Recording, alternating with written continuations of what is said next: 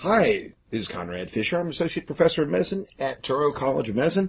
And acute chest pain, gee, this is an awfully common reason to visit the emergency department. It's not the most common. What's the answer to the question? The most common reason to visit the emergency department is a exacerbation of congestive heart failure. Now, of the 6 million people who come with chest pain, about 8 or 10% ultimately end up having a myocardial infarction.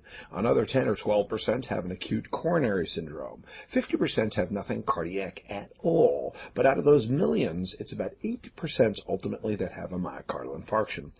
Now, in patients with chest pain, you need to exclude the most dangerous thing first. Even though only 8% ultimately have a myocardial infarction, you've got to start with ruling out, with excluding the most dangerous things first.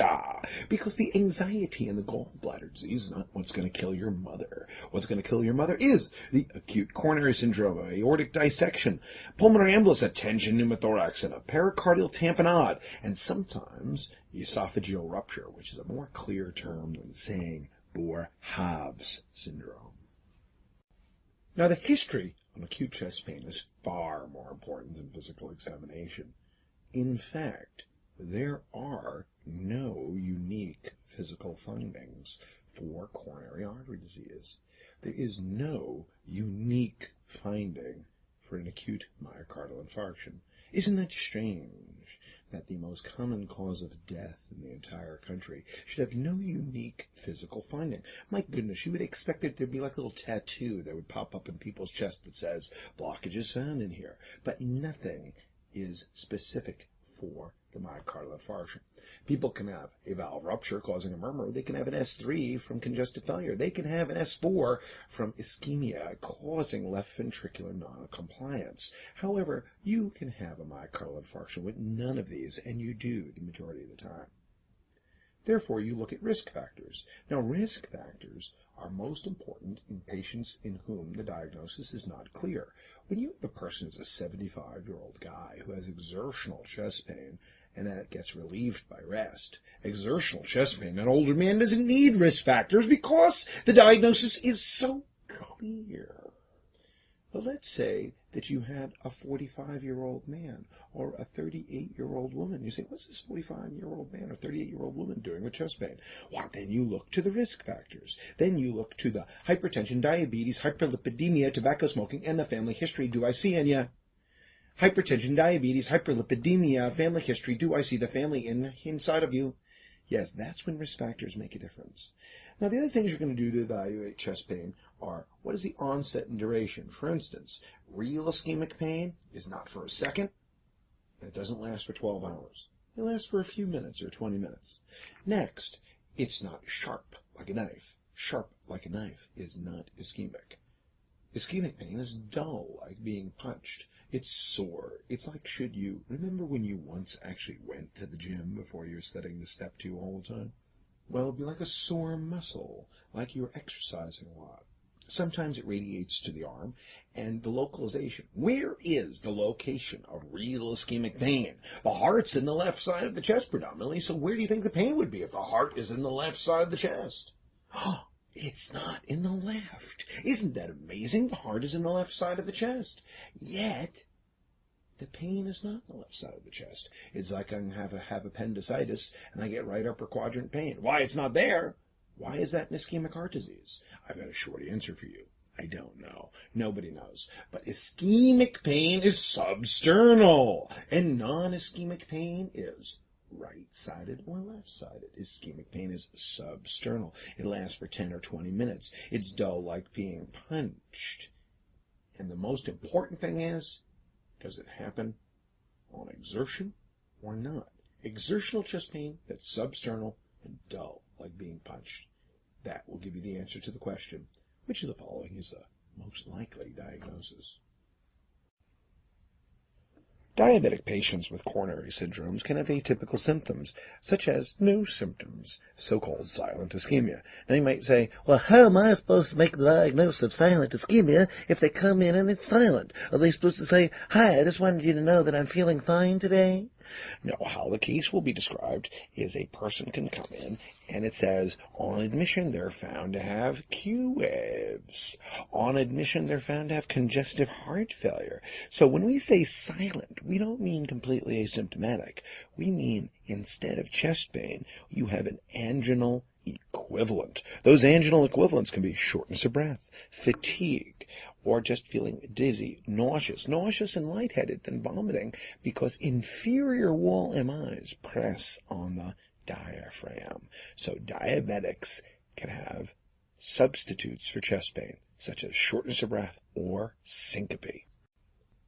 In a history, if the pain is described as sharp, knife-like, and can be localized to an exact area, it's less likely to be related to ischemia. So the comorbidities to ask for is hypertension or diabetes or peripheral vascular disease. Remember, peripheral vascular disease, which should be more properly called peripheral arterial disease, because we're not concerned with the veins, we're concerned with the arteries. So peripheral arterial disease, PAD, because PAD is bad. Peripheral arterial disease is bad.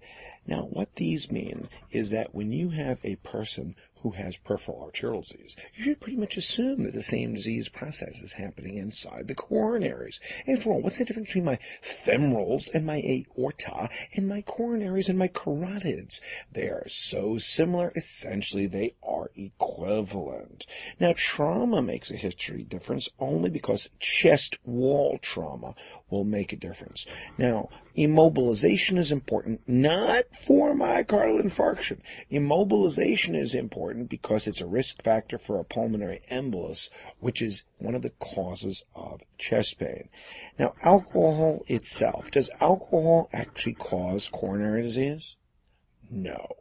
Alcohol causes cardiomyopathy, but not coronary disease. This is one of the common misunderstandings, that alcohol is a risk factor for coronary disease. The same way, does alcohol cause ulcers? No. It can delay their healing, but it doesn't cause ulcers. Smoking definitely causes coronary disease, and when the drug abuse, it's really specifically saying cocaine, because cocaine causes chest pain. Does heroin cause chest pain? And the answer is, hey man, hey, listen, can I have another bag of hair? No, actually, you could kind of call it protective, because it keeps you too slow to actually do anything, lowers your myocardial oxygen consumption. And on a history, remember that the family history has to be young. Family history has to be a male relative that is under 55 or a female relative that is under 65 for a family history to be significant.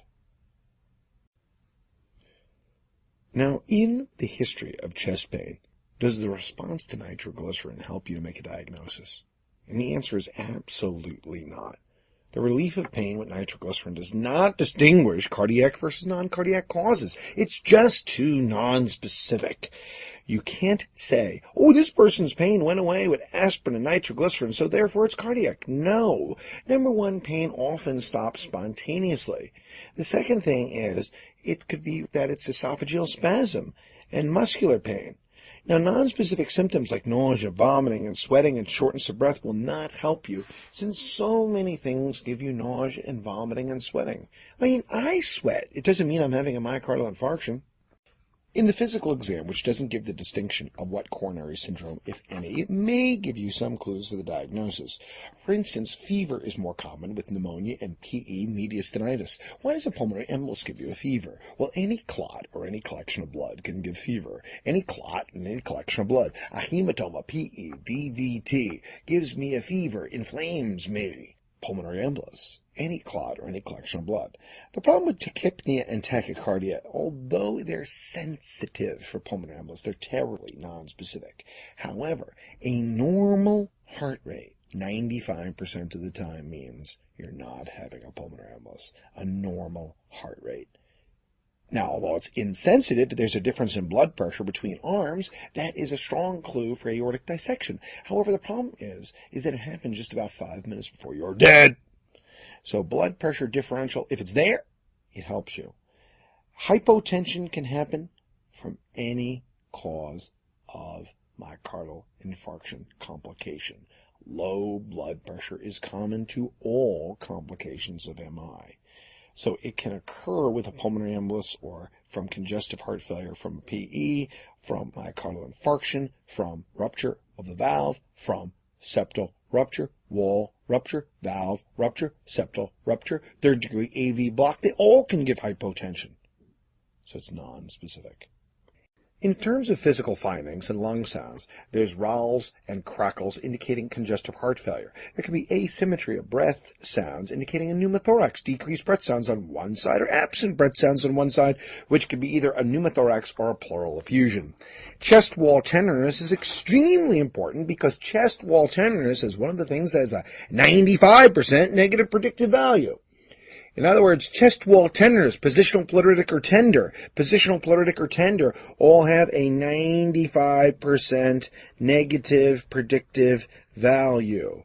Asthma, the findings of looking at accessory muscles is one of the most common wrong answers because it's not there most of the time. Subcutaneous emphysema is when you have rupture of an esophagus or rupture of a tracheobronchial fistula, which puts air outside the lungs and into the subcutaneous tissues, and you press on people's skin and it feels like bubble wrap. In evaluating heart murmurs, a wide split S2. Now you might say, oh my goodness, no one can hear about a wide split S2. How do we know which one you really have? And the answer is that even though you may not be able to hear it, you're supposed to know it's there. But I've never heard it. You're supposed to know it's there. But it's like a belief system. Is it cardiology? No, it's cardiotheology. Maybe you've never heard it or seen it directly, but you have to know it's there. So a wide split, meaning a delay in the P2. What delays the P2? My goodness, it's a right bundle branch block. Delay of the right side conduction. Right bundle branch block. Right ventricular infarction. Pulmonary hypertension, because it delays the emptying of the right side of the heart. If it delays the emptying, it delays the closing. It's a right bundle branch block. It delays the emptying, it delays the closing. Pulmonary hypertension delays the emptying, it delays the closing. Paradoxical splitting would be where the A2 happens after the P2. The A2 is happening after the P2. If it delays the emptying, it delays the closing. So when you have a delay to the emptying of the left side, it delays the closing of the left side. Paradoxical splitting. Left bundle branch block. I delayed the emptying of the left side, I delayed the closing of the left side. Aortic stenosis delays the emptying, it delays the closing. Hypertension, simple old-fashioned hypertension, delays the emptying of the left side, delays the closing of the left side, so it delays the A2. S4 gallop is atrial systole into a stiff or non-compliant left ventricle. It's indicative of any form of angina, which makes the heart ischemic. Ischemic things do not relax. Ischemic things don't need relaxation. Don't get relaxation. I'm ischemic. I don't have ATP. I don't have ATP. I can't detach those actin and myosin filaments, can I?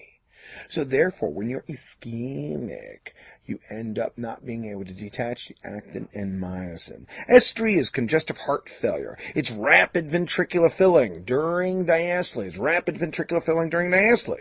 And new aortic regurgitation, one is from a dissection. Number two is rupture of the chordae tendineae, rupture of the papillary muscles with new aortic regurgitation. New mitral regurgitation, the same thing. Papillary muscle rupture, papillary muscle dysfunction. In looking at acute chest pain, acute coronary syndromes, and looking at the extremities, well, what's the point in doing that? The point in looking at the extremities is to be able to see, gee, is there signs of embolic phenomena to the peripheral arterioles, which might be loss of pulses? And also, is there a source of pulmonary embolus, such as with calf tenderness or edema? Is there a source of a pulmonary embolus? The other thing is that you can tell whether there's atherosclerosis in other parts of the body, because when you have atherosclerosis in your heart, you have atherosclerosis peripherally, and peripheral arterial disease is characterized by people who lose skin appendages. No hair, no sweat glands. No hair, no sweat glands. Might lose pedal pulses, particularly with an aortic dissection. And remember, unilateral calf pain suggests the pulmonary embolus. The electrocardiogram, the EKG or ECG. By the way, you might wonder, why do some people call it EKG and ECG? Einthoven himself is a Dutch guy, and heart in Dutch. It begins with a K. That's why it's always called an EKG, in case you're wondering. So ECG is more precise, actually. In terms of evaluating this, remember, that's the only thing you can do right now to evaluate chest pain. Enzymes don't rise for 1 hour for the myoglobin, don't rise for 3 to 4 hours for troponin and CPK. The left bundle branch block has the same significance as ST elevation. So when you're looking at the EKG, you're looking for ST elevation or a new left bundle are indications for people who might have the need for thrombolytics. ST elevation or new left bundle. Cardiac markers, the specific biomarkers, the first thing to go up is myoglobin. Now, if you're a current student doing rotations, or you did rotations before you finished medical school, and you say, I never saw anybody do myoglobin. Yeah, you may have not have seen anybody do myoglobin, but it doesn't mean that you couldn't have done it just because you didn't do it. For instance, if you went to the emergency department and you had chest pain, you would appreciate a myoglobin negative at 4 hours. You'd be like, oh my goodness, I'm safe. I don't have acute coronary syndrome. My myoglobin is normal. How would you feel if somebody walked up to you and you go, look, I could do this myoglobin, but if it's negative, it means you don't have a coronary syndrome. But if it's positive, it's terribly nonspecific. You're like, dude, I will take the negative myoglobin now. Thank you very much. That's what you would do. We got a brand new thing. It's just invented called do unto others as you would have others do unto you. Brand new idea. So myoglobin negative at 4 hours means you don't have a myocardial infarction. A normal level excludes MI earlier than a normal troponin or CPK-MB. In looking at CPK-MB, CK-MB has been around for a long time, and it's quite a good test. It's still great. Early diagnose it. It begins to elevate at 4 hours, 6 hours, normalized after 48 hours. That's why it's very, very important, because it can tell you if somebody's reinfarcting. 2 days later, they have new chest pain. Is it a reinfarction or is it the same infarction? CK-MB. It's the answer to the question, which of the following is the best test to look for reinfarction? It has a bit less specificity than troponin and can be false positive with some other people who have damage to other muscles, but it's pretty specific. It's good enough to be able to tell you that a person who has a positive CK-MB is largely going to be a myocardial infarction, even though it may be slightly less specific than a troponin. Now, the other part about these is that troponins go up in kidney disease. Therefore, you can have a false positive troponin in a person who has chronic renal insufficiency. Looking at troponin, the troponin, it's hard to say anymore whether it should be only the troponin or only the CK-MB, and almost certainly step 2 CK is not going to ask you to choose between them. Troponin and CK-MB both go up at around the same amount of time, which is about 4 hours. They both peak at 12 hours or so. So therefore, you could say that a negative test before 4 hours means nothing. A negative test after 12 hours has a 95 to 99% sensitivity. The biggest difference is that troponin remains elevated for 7 or 10 days, whereas CK-MB will be normal after 1 or 2 days. So think of it like this: 1 or 2 weeks for troponin, 1 or 2 days for CK-MB. And troponin is falsely elevated in people who have chronic renal insufficiency since it's cleared through the kidneys. The CK-MB progresses to where it starts at 4 or 6 hours, peaks in 12 or 24 hours, and should normalize. The graph that you see on this slide is very good in terms of being able to represent to you how fast things peak and how fast they start to elevate. Now, troponin does not go up later than CK-MB. They both go up around the same time. That can't be used to distinguish them. They both elevate at 4 hours. Looking at a chest x-ray is one of those things that, on the one hand, should we do it? Yes. Should we do it in everybody? Yes. Chest x-ray should be done in everybody with chest pain. Point number 2, what does it show that tells you you've got a myocardial infarction on a chest x-ray? Nothing. The chest x-ray is looking for the other things that can cause chest pain. The chest x-ray is looking for pneumothorax or pneumomediastinum, pleural effusion, pulmonary infiltrates. It's looking for pneumonia, for pneumonia, a pneumothorax, a pleural effusion. And the other tests to get is blood gases if people are short of breath. Blood gas if people are short of breath. You get a BNP if there's the concern about congestive heart failure. BNP, how does it get translated from atrial natriuretic peptide right to BNP. I'm not sure, but BNP is one of those tests that if it's normal, it's good. If it's normal, it's good. If it's abnormal, it means nothing. A normal BNP excludes congestive failure. Abnormal BNP means nothing. Spiral CT is what you're going to do to look for a pulmonary embolus. Spiral CT and CT angiogram are synonymous terms. They are used to look for the other diagnoses. A stress test is for people who are stable, meaning not having chest pain now. You can't put someone on a treadmill who's having chest pain now. You can't put them on a treadmill if they're having chest pain now. You got an equivocal person. They've got some risks. You're not sure. I'm not sure. My EKG is not diagnostic. I'm not sure. I'm not sure. I've been having chest pain off and on for a couple of weeks. I'm not sure. I'm not sure. Stress test. Yes, the stress test. You can't do it when somebody's got abnormal troponins. No, it has to be, hey, doc, I'm sitting in your office or I'm in the emergency room. I don't know. I'm not really sure. My EKG doesn't show it. My troponins are normal. What do you think I got? I'm not sure. Stress test. Now, if there's an unreadable EKG, we have to use nuclear. That's when there's an unreadable EKG.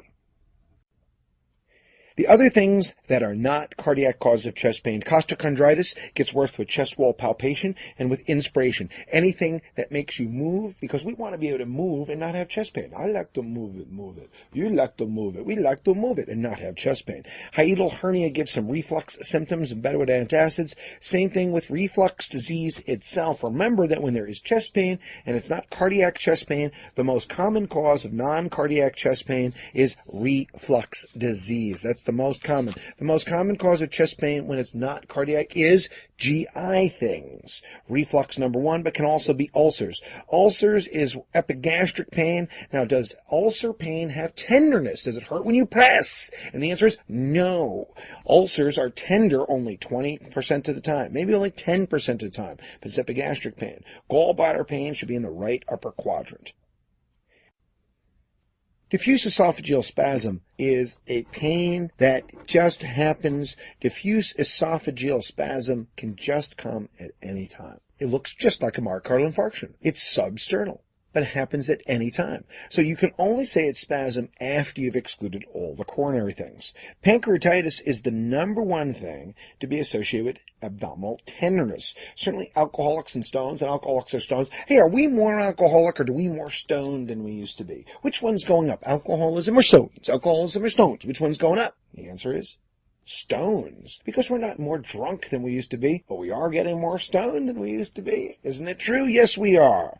So alcohol's always been legal, but now the marijuana, okay, that's it. We are more stoned. Just think of it like that. More stones. Why? Because we're more obese.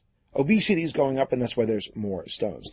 Mesenteric ischemia is intestinal angina. That's where you can have abdominal pain after you eat, because it's like putting your guts on a treadmill. Mesenteric ischemia. It has nothing to do with rest and can give you bloody stools, but you look at abdominal pain with eating. Panic attack. Ay, Dios mío. Ay, doctor. Ay, yo tengo mareo. Ay, ay, ay, ay, ay. My God, I think I'm having one right now. I'm having a panic attack. Oh, my God. Well, they're very hard to distinguish from real chest pain. You can't tell them apart until after you have an EKG and enzymes. Now, this one, post-herpetic neuralgia, you might think, who's going to mix that up? But it's really common. People say, oh, I have chest pain, and that dermatome can extend almost to the sternum, and you have chest pain, the dermatome extends to the sternum, and people have post-herpetic neuralgia that can really make people think that they have ischemic pain because it's in a similar location. Let's take a look at all the things also that can cause chest pain. How will I recognize the answer to the question, what's the most likely diagnosis, for all the many things that can be asked about on step 2? For instance, when you get a step 2 question, it's not labeled, hi, question 20 is going to be a cardiology case. It can be that it just says it's chest pain. You don't know it's cardiology. It could be like this one, pulmonary embolus or lung infarction. How will I know to answer the question, lung infarction? There'll be more shortness of breath, more cough, more hemoptysis, and here's the key issue, pleuritic pain. Pleuritic pain means it changes when you breathe because it rubs on the pleura. It's like chest dyspareunia. When it's rubbing with the movement, it hurts. Pulmonary hypertension doesn't give chest pain so much, but definitely does give shortness of breath. There are signs of right ventricular failure, such as ascites, edema, big liver, big spleen. Ascites, edema, big liver, big spleen. Ascites, edema, big liver, big spleen. Pulmonary hypertension. A pneumothorax gives very sudden onset pain and shortness of breath, and is also pleuritic because it begins with a P. It's pneumothorax. Myocardial infarction, the pain lasts a long time, not just a few seconds, more than 20 minutes. Aortic stenosis, well, did you know that 50 to 70% of patients with aortic stenosis also have coronary disease? Did you know that? 50 to 70% also have coronary disease? Why, it's amazing. That's right. That's why. Which of the following is the most common presentation of aortic stenosis? And it is chest pain. Now, most people think it's syncope, but it's not. The most frequent presentation of aortic stenosis is chest pain. The worst presentation is congestive failure. And although syncope occurs, it's neither the most common nor the worst, because you can go in and take that valve out and resurrect your grandmother. Myocarditis can give any presentation, everything from shortness of breath to a little pain to outright congestive heart failure to outright pulmonary failure. You don't know which one it is because it has a broad range of myocarditis, or it can simply be asymptomatic. Pericarditis is pain that is positional and pleuritic. Positional. Does it get better when you lean forward or worse when you lean back? Is it better when you lean forward or worse when you lean back? The pericarditis. Is it better when you lean forward or worse when you lean back? And the answer is, ha ha, it means the same thing. Ha ha! Better when you lean forward and worse when you lean back is the same thing. Dissection of your aneurysm. Well, I always wonder when people are going to take these histories, it says, is that chain tearing, ripping, or crushing? My goodness, how do people know like this? Bring out your thesaurus. But the thing about aortic aneurysm dissection, you see, the difference between life and the boards is in life, anything can be anything. But on step 2, if they want you to know the answer, they got to tell you something. So if they want you to know it's aortic aneurysm rupture, they'll have to tell you that it's going in between your shoulder blades. In between your shoulder blades. Pain that radiates to the back. Pain that radiates to the back. Mitral valve prolapse. Mitral valve prolapse, when it does have symptoms, the most common symptom, when it does have symptoms, because most of the time it's simply asymptomatic mitral valve prolapse. But when it does have symptoms, the most common symptom is chest pain, atypical chest pain. Atypical because it's not related to exercise. It comes, it goes, and nobody knows. It's here, it's there, it's everywhere. I've got a mitral valve prolapse, and I don't know why. The young woman's in pain now. I don't know why, I don't know why, I don't know why. It just happens. But not just I don't know why, nobody knows why. Why do we have pain with mitral valve prolapse is not clear. In aortic dissection, the pain features severe, sharp tearing, radiates to the back. If they want you to know, they got to tell you there's a wide mediastinum. That's why that's one of the first things, wide mediastinum. Blood pressure difference between the arms. Because as you dissect off the subclavian, the blood pressure drops in the arm where there's the dissection into the subclavian. The other symptoms that can happen is loss of peripheral pulses. Aortic insufficiency as it ruptures and rips and tears. I'll steal your soul as the aortic dissection pulls out a part of your heart and it feels like your soul is being ripped out of your body. And you get aortic dissection. And the dissection can go through your coronary arteries and cause an MI. Evil. The best initial test for aortic dissection is a chest X-ray. You should expect to find a wide mediastinum. The most accurate test is to do next a CT angiogram, MRI, or MRA. To be more precise, it's an MRA because it's an angiogram with magnetic resonance, and that is an MRA, or a transesophageal echo. Now, all three of these modalities, CT angiogram, MRA, and TEE, have a 95% sensitivity. Why do we tend to use CT angiogram more? Simply because it's easier to get. In a pulmonary embolus, the pain is pleuritic. Pleuritic means the pleura is inflamed. And as the two pleura rub against each other, the parietal pleura and the visceral pleura, you obtain pain as it rubs against each other. Now, the other symptoms of tachypnea, Tachycardia, shortness of breath, and cough are non-specific. As a matter of fact, hemoptysis happens with anything that makes you cough. Happens with anything that makes you cough. EKG findings are non-specific, meaning that S1Q3T3 may happen, but it's not the most common. The most common is sinus tachycardia. S1Q3T3 may happen, but when there is the most common abnormality besides sinus tach, it's signs of right heart strain, right bundle branch block, right axis deviation, P pulmonale, which is a sign of the right atrium straining against all that pressure in my pulmonary artery. It's like right atrial tenesmus. It's a feeling of incomplete emptying that leads it to stretch. It's like diverticulosis of my right atrium, P pulmonale. For pulmonary embolus, after an X-ray, EKG, blood gas, which must be done, the most accurate test that gives you a specific diagnosis. In other words, how do you get to a precise diagnosis? Why, spiral CT. Just remember, spiral CT is saying the same thing as CT angiogram. Ventilation perfusion scan is never first anymore. VQ scan has fallen down, and it's only when you can't get a spiral CT, it's when the spiral CT angiogram is not one of the choices, then ventilation perfusion scan. Also, a ventilation perfusion scan, in order to be accurate, must have a very normal X-ray.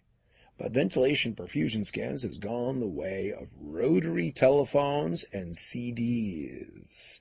You could use them, but people will say, what are you using it for? You're out of date. You look funny doing it. It's not as accurate. Dopplers of the lower extremity are good if they're positive. Hey, I see a clot in your legs. Well, you don't have to do anything else, because that clot in your legs means you need heparin and 6 months of Coumadin, heparin and 6 months of rivaroxaban. Why, you have that clot in your legs. You need heparin and 6 months of warfarin, which is Coumadin, and rivaroxaban or dabigatran.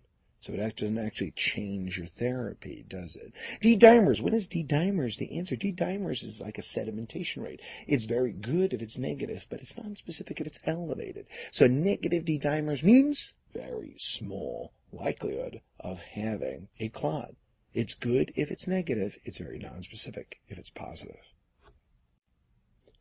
Pericarditis is pain that is sharp, positional, pleuritic. It's worse when lying down, better when leaning forward. There is a rub. A rub is a triphasic rub that has 3 components to it, but it's only present in about a third of patients.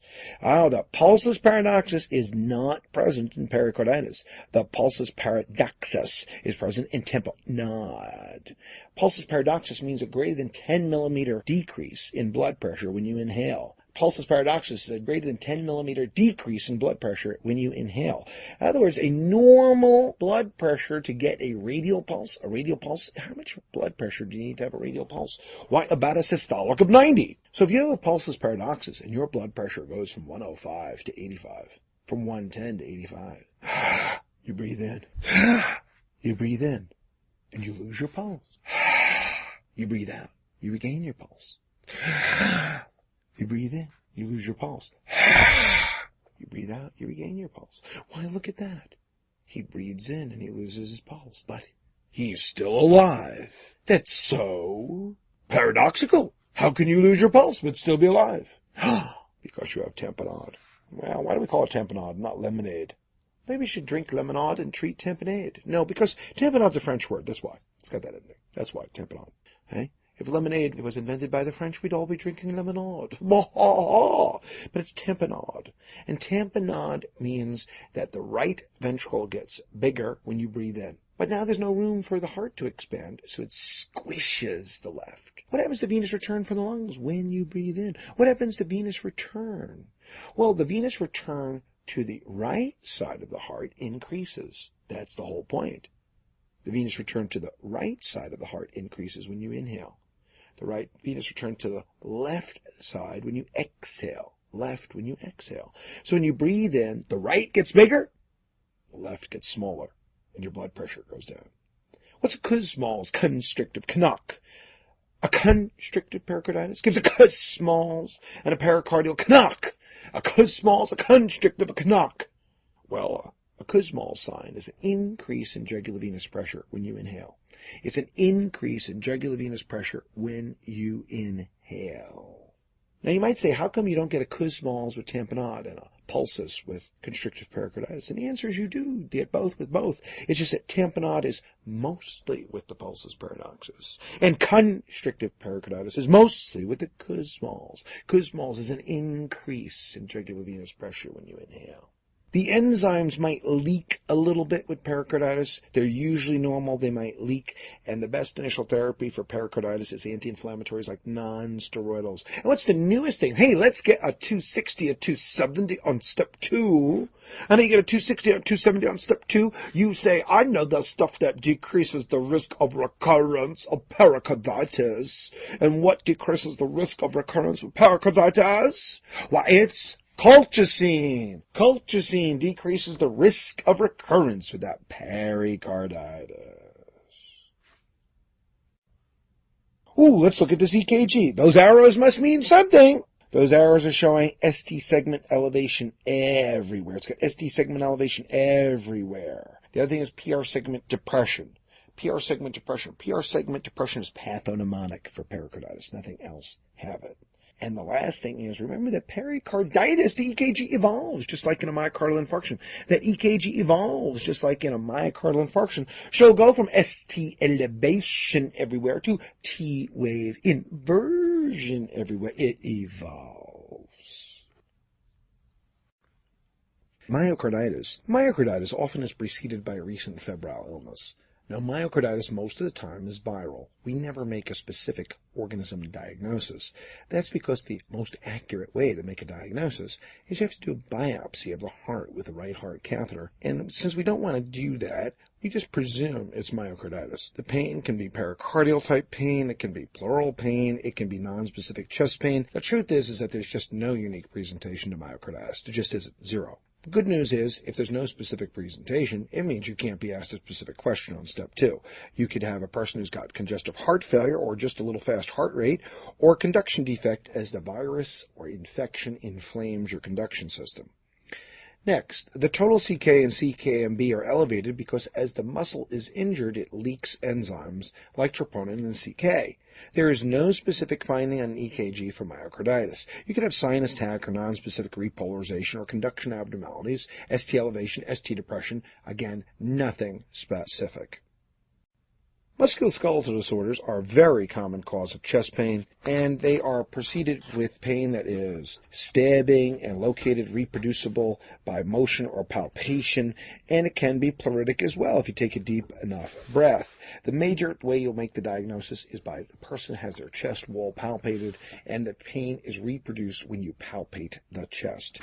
You can have costochondritis doing it, or just have rib fractures doing it, and the most important thing is, do you have a normal EKG? And normal enzymes. GI disorders are the most common of all causes of chest pain when it's not cardiac. The pain can definitely mimic angina pectoris, and the heartburn is because there's a different quality as the acid refluxes up through the stomach and into the substernal area. And it can be changed with food. The key issue is not so much whether it's worse after or before meals, but so much that it's simply changed by food. Ischemic pain is not changed by food. Ischemic pain is not changed by position. Ischemic pain is not relieved by antacids. Ischemic pain is not changed with position, pleuritic, or food. People are nauseous and can vomit and can have some regurgitation with it. Now, in the past, we used to use an upper GI series. An upper GI series with barium is essentially a passé test. And when you see upper GI series, although it can be done, it should be considered the most common wrong answer, because you can't tell if there's helicobacter with an upper GI series. You can't tell if there's cancer with an upper GI series. You can't tell anything except, hey, there's an ulcer, there's no ulcer. Manometry is done when you're looking for spastic disease, and endoscopy is the accurate test for ulcers.